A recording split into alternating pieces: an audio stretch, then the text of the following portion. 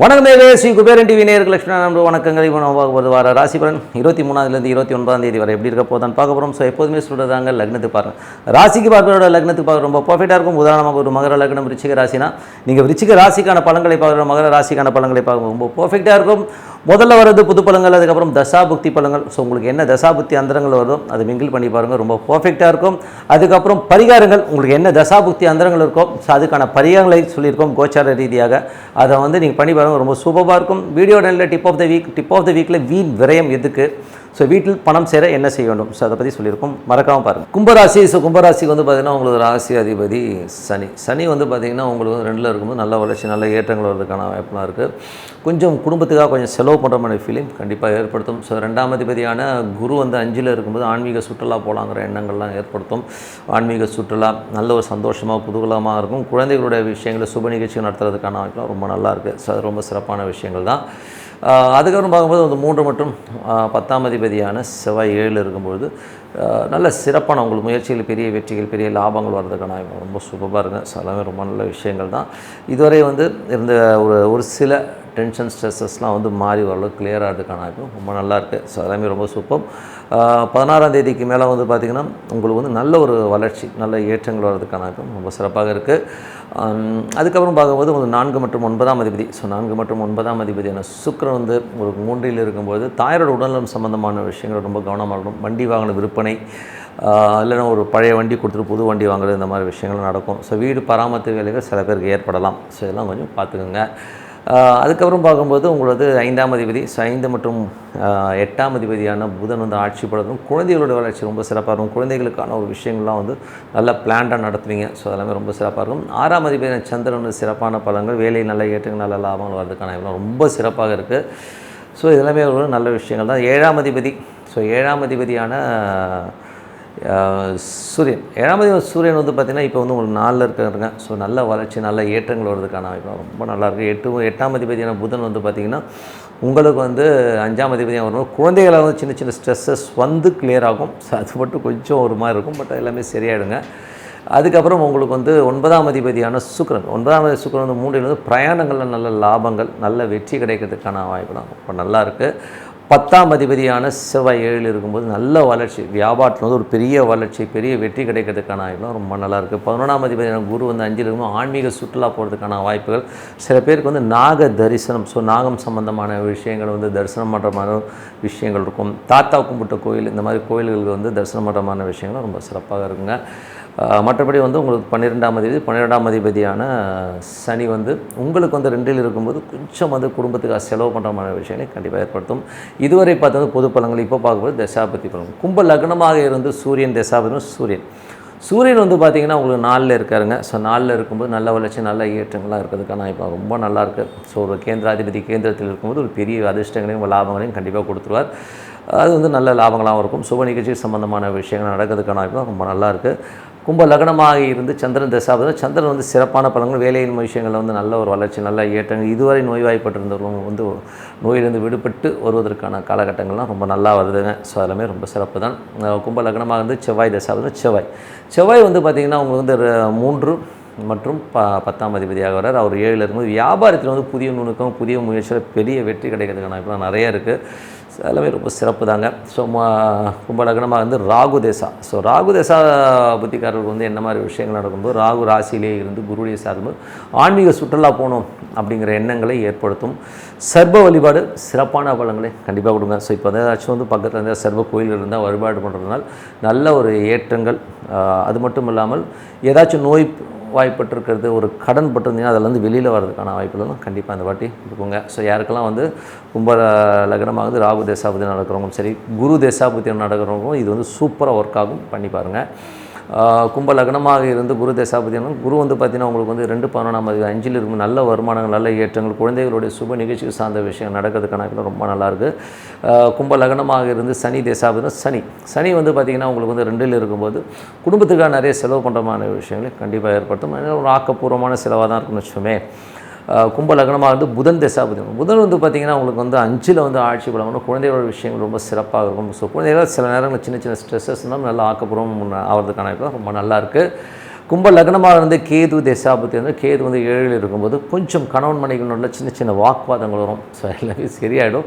சொத்துக்கள், வீடு, சொத்துக்கள் சம்மந்தமான விஷயங்கள் சின்னதாக ஒரு ஸ்ட்ரெஸ் வந்து போகிறதுக்கான வாய்ப்புகள் ரொம்ப கவனமாக இருக்கணும். கும்ப லக்னமாக வந்து சுக்கிரன் தசாபதினா சுக்கிரன் வந்து 4 மற்றும் 9ஆம் அதிபதியான சுக்கிரன் வந்து 3ல் இருக்கும்போது தாயாரோட உடல்நலம் சம்மந்தமான விஷயம், சொத்துக்கள் சம்மந்தமான விஷயங்கள் வந்து கொஞ்சம் கேர்ஃபுல்லாக இருக்குது. ரொம்ப ரொம்ப நல்லதுங்க.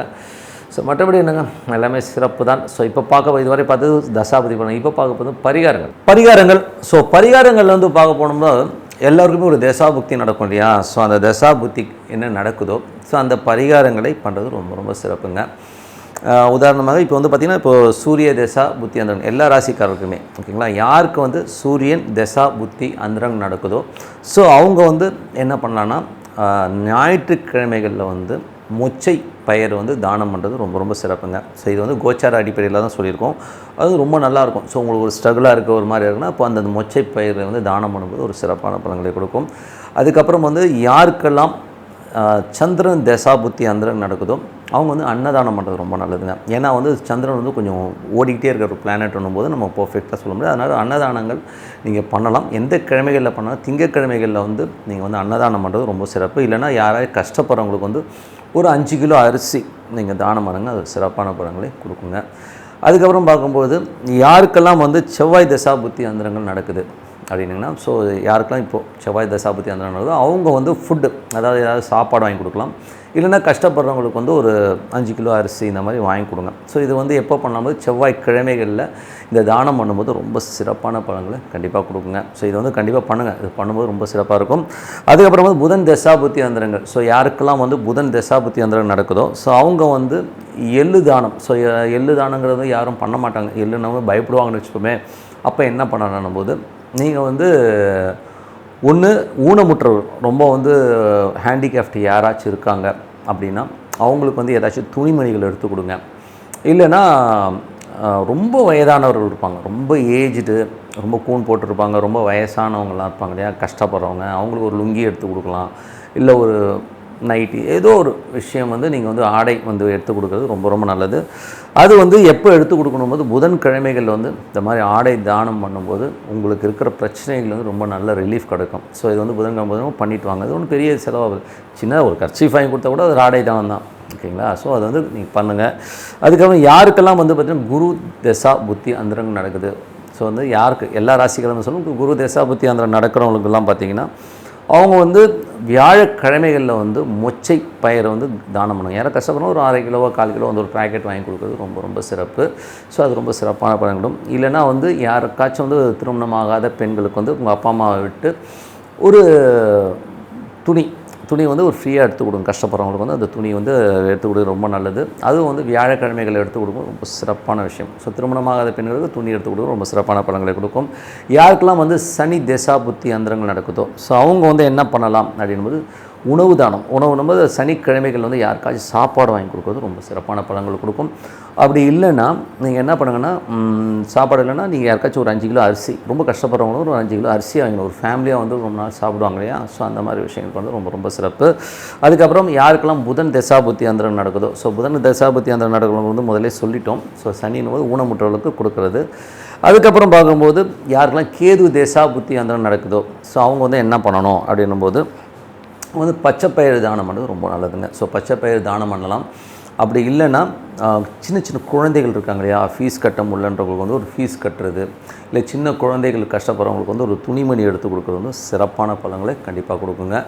அதுக்கப்புறம் பார்க்கும்போது யாருக்கெல்லாம் வந்து சுக்கிரன் தசாபுத்தி அந்தரம் நடக்குதோ சுக்கிரன் தசாபுத்தி அந்தரம் நடக்கிறவங்க வந்து யாருக்கா ஏழைகளுக்கு வந்து சாப்பாடு, அதை வெள்ளிக்கிழமைகளில் வந்து ஒரு சாப்பாடு வாங்கி கொடுக்குறது ரொம்ப சிறப்பான பலன்கள் இருக்கும். ஸோ அது வந்து இப்போ வந்து கேது தசாபுத்தி அந்த நடக்கிறவங்க வந்து செவ்வாய்க்கிழமைகளில் வந்து அந்த தானம் பண்ணுங்கள். இது வந்து வெள்ளிக்கிழமைகளில் வந்து நீங்கள் வந்து சுக்கிர தசாபுத்தி அந்த நடக்கும் சாப்பாடு வாங்கி கொடுத்தீங்கன்னா ரொம்ப சிறப்பான பலன்கள் கொடுக்கும். அப்படி இல்லைன்னா யாருக்காச்சும் வந்து திருமணமானவர் ரொம்ப கஷ்டப்படுறவங்களுக்குலாம் வந்து ஏதாச்சும் ஆடை வாங்கி கொடுக்குறோம் ரொம்ப சிறப்பான பலன்கள் கொடுக்குங்க. அதுக்கப்புறம் பார்க்கும்போது யாருக்கெல்லாம் ராகு தசா புத்தி அந்தரம் நடக்குதோ இது எல்லா ராசிகளும் தான். ஸோ ராகு தசா புத்தி அந்தரம் நடக்கிறவங்க வந்து கோதுமை தானம் பண்ணுறது ரொம்ப ரொம்ப சிறப்புங்க. ஸோ யாருக்காச்சும் வந்து கஷ்டப்படும் ஒரு ஆட்டா மாவு வாங்கி கொடுக்கலாம். இதுதான் ஆட்டா பேக்கெட் விற்கிது, 1/2 kg 1 kg வந்து யாருக்காச்சும் தானம். இது வந்து ஞாயிற்றுக்கிழமைகளில் பண்ணும்போது ரொம்ப சிறப்பாக இருக்குங்க. ஸோ ஞாயிற்றுக்கிழமைகளையும் பண்ணலாம், சனிக்கிழமையிலும் பண்ணலாம். பட் எனக்கு வந்து சனிக்கிழமைகள் ரொம்ப சிறப்பாக இருக்குங்க. ஸோ இது வந்து பண்ணிவிட்டு வாங்க, ரொம்ப சிறப்பான பலன்களை கண்டிப்பாக எதிர்பார்க்குங்க. ஸோ இது வந்து ரொம்ப நல்லா ஒர்க் ஆகும். ஸோ இதுவரை பார்த்தது வந்து பரிகாரங்கள். இப்போ பார்க்க வந்து tip of the week. So tip of the வீக்கில் வந்து பார்த்திங்கன்னா எப்போதுமே எல்லோருமே சொல்கிற ஒரு விஷயம் என்னென்னா, எனக்கு காசு தங்கவே மாட்டேங்குது, எங்கள் வீட்டில் வந்து காசே நிற்க மாட்டேங்குது அப்படின்னு சொல்லிட்டு நிறைய பேர் வந்து புலம்புறதை பார்த்துருப்போம். ஸோ அந்த மாதிரி அமைப்பு யாருக்கு இருக்கும் முதல்ல அதை தெரிஞ்சுப்போம். சூரியன் கேது தொடர்பு இருக்கும். அதே மாதிரி சந்திரன் கேது, அதாவது சூரியன் நின்ற நட்சத்திரம் கேதுவாக இருக்கலாம், ராகுவாக இருக்கலாம். சந்திரன் நின்ற நட்சத்திரம் கேதுவாக இருக்கலாம், ராகு இல்லை ரெண்டுமே, சந்திரன் ராகு கேது இல்லை சூரியன் ராகு கேது, இந்த மாதிரி ஒரு தொடர்பில் இருக்கிறவர்களுடைய ஜாதகங்களில் வந்து டெய்லி சம்பாதிக்கிறத அன்றைக்கே விட்டுருவாங்க, சும்மா டப்பன்னு போய்கிட்டே இருக்கும். ஸோ இது வந்து நம்ம வந்து மாற்றவே முடியாது. ஸோ அந்த மாதிரி ஒரு காலகட்டம் நிறைய ஜாதகங்கள் இருக்கும். ஸோ அவங்களால வந்து சேமிப்புங்கிறது நீங்கள் சம்பாதிச்சேன் சார் நீங்கள் இப்போ டப்புன்னு போயிட்டே இருக்கின்றதை வந்து பார்க்க முடியும். அதே மாதிரி வந்து குரு ராகு குரு கேது தொடர்பு இருக்கிற ஜாதகங்கள், ஸோ அதை வந்து பார்த்தீங்கன்னா நட்சத்திரமாக வரலாம், இல்லை ரெண்டுமே ஒன்றா சேர்ந்து வர ஜாதகங்கள்லையும் பார்த்திங்கன்னா பணம் வந்து சேர்த்து வைக்கவே முடியாது. அவங்களுக்கு வந்து பார்த்தீங்கன்னா குரு ராகு குரு கேது இருக்கவங்களுக்கு பார்த்திங்கன்னா ஒரு ரொம்ப வருஷமாக ஒரு 4-5 வருஷமாக சேர்த்து வச்சேன் சார், 2-3 வருஷமாக கொஞ்சம் கொஞ்சமாக சேர்த்து வச்சேன், பட்டுன்னு பார்த்தீங்கன்னா ஒரே நாள் 2 நாளில் அந்த மொத்த காசுமே டக்குன்னு காலியாகும். ஸோ அந்த மாதிரி ஒரு அமைப்பு வந்து இந்த ஒரு காம்பினேஷன்ஸுக்கு இருக்குது. ஸோ அப்போ என்ன பண்ணலாம் அப்படின்னும் போது, என்னை பொறுத்தவரை வந்து இந்த மாதிரி அமைப்பு இருக்கவங்க வந்து காசு வந்து நம்ம கையில் வந்து ஒரு பேங்க்லேயோ இல்லை ஏடிஎம்மில் போட்டு எடுக்கிற மாதிரியோ வச்சுக்கவே கூடாது. ஒரு கமிட்மெண்ட்டில் கொண்டு போய் விட்டுக்கணும். எந்த மாதிரி கமிட்மெண்ட்னும் போது, ஏதாவது ஒரு லேண்ட் வாங்கி போடலாம், ஒரு இஎம்ஐயில் லேண்டை வாங்கி போட்டு இஎம்ஐ போயிட்டே இருக்கட்டும் போடா அப்படின்னு சொல்லிட்டு அந்த மாதிரி ஒரு கமிட்மெண்ட்டை வச்சுக்கிட்டு வர காசு உங்கள் கையில் இல்லாமல் வெளியில் போகிற மாதிரி வச்சுக்கலாம். இது சில பேர் வந்து கோல்டு காயின் மாதிரியான விஷயங்களில் வந்து இன்வெஸ்ட்மெண்ட் பண்ணி அது கோல்டு காயினாக கன்வெர்ட் பண்ணி வச்சுக்கோங்க. ஸோ அந்த மாதிரி பண்ணிக்கிட்டிங்கன்னா கையில் காசு இல்லாத போது நீங்கள் எதுவும் உங்களை விட்டு அந்த காசு போகாது, ஆனால் சேவிங்ஸாக இருக்கும். ஏன்னா அந்த நீங்கள் பண்ணுற சேவிங் அப்போக்கே உங்களுக்கு வந்து டோட்டலாக வந்து கையில் இருக்கக்கூடாது, கையில் இருந்தீங்கன்னா நீங்கள் காலி பண்ணிடுவீங்க. ஸோ அந்த மாதிரி ஒரு சேமிப்பும் பழக்கம் வச்சுக்கோங்க. ஸோ இது லேண்டுன்னா ஒரு லேண்டில் இஎம்ஐ போட்டிங்கன்னா உடனே விற்க முடியாது, அதுக்குள்ளே வந்து பார்த்திங்கன்னா சரி இதுக்கு விற்றுட்டு இருக்கணும், வேறு எதாவது அரேஞ்ச் பண்ணலாம் சொல்லிட்டு நீங்கள் வேறு எதுக்கு போயிடுவீங்க. ஸோ அந்த மாதிரி ஒரு விஷயங்கள் பண்ணும்போது கண்டிப்பாக வந்து அந்த சொத்தாகவோ இல்லை வேறு ஒரு லெவலில் இருக்கும்போது நமக்கு வந்து இது வந்து பெரிய ஒரு சேமிப்பாக இருக்கும். கையில் வச்சிங்கன்னா கண்டிப்பாக காலியாகும். ஸோ உதாரணம் என் நண்பர் ஒருத்தர் இருக்கார். ஸோ அவருக்கு வந்து பார்த்திங்கன்னா கிட்டத்தட்ட 15 வருஷமாக அவர் இப்படி தான் இருக்கார். 15 வருஷமாக பார்த்திங்கன்னா ஒரு பேங்க் பேலன்ஸ் நிறைய சம்பாதிப்பார், ஆனால் எதுவுமே அவர் கையில் இருக்காது. அவர் என்ன சொல்ல, நம்ம எனக்கு தெரியுங்க இது வந்து கையில் வச்சுருந்தேன்னா ஒன்று ஒரு மெடிக்கல் செலவு வந்துடுது, இல்லைன்னா வீட்டுக்கே ஏதாவது செலவு, இல்லைன்னா நானே ஒரு ஆடம்பர பொருளை வந்து வாங்கிடுறேன். ஸோ அதனால் சுத்தமாக காசே நிற்க மாட்டேன். அது பேசாமல் கமிட்மெண்ட் வச்சுப்பார். ஒரு இஎம்ஐயில் வந்து லேண்டை வாங்குறது, ஒரு வண்டி வாங்கினா கூட ஒரு இஎம்ஐயில் போட்டு அது போய்ட்டு கடன் போயிட்டே இருக்கணும் சார்னு விடுவார். ஏன்னா அது ஒரு சொத்து, ஒரு அசட்டாக மாறிடுது, அவருக்கு வந்து ஒரு யூஸ்ஃபுல்லாகவும் இருக்குது. ஸோ அந்த மாதிரி இருக்கும்போது வந்து டோட்டலாக வந்து அவர் வந்து சேஃபராக வர்றார். ஸோ இதுதான் வந்து மெயினான விஷயம். ஸோ இந்த மாதிரி வந்து சேவிங்ஸ் பண்ணுங்கள். அதே மாதிரி வந்து பரிகாரம்னு சொல்லும்போது இந்த குரு கேது குரு ராகு இருக்கிறவங்க வந்து சித்தர் சமாதிகளுக்கு வந்து பௌர்ணமி அன்னைக்கு வந்து வழிபாடு பண்ணும்போது இந்த கடன் பிரச்சனைகளோ இந்த பொருளாதாரம் சம்மந்தம் சேர்த்து வைக்கலைங்கிற சூழ்நிலையில மாறி உங்களுக்கு வந்து வேறு விதத்தில் வந்து ஒரு பெரிய அசட்டாக மாறுறதுக்கான ரொம்ப சூப்பராக இருங்க. ஸோ அதனால் இது அப்ளை பண்ணி பாருங்கள், ரொம்ப சூப்பராக இருக்கும்.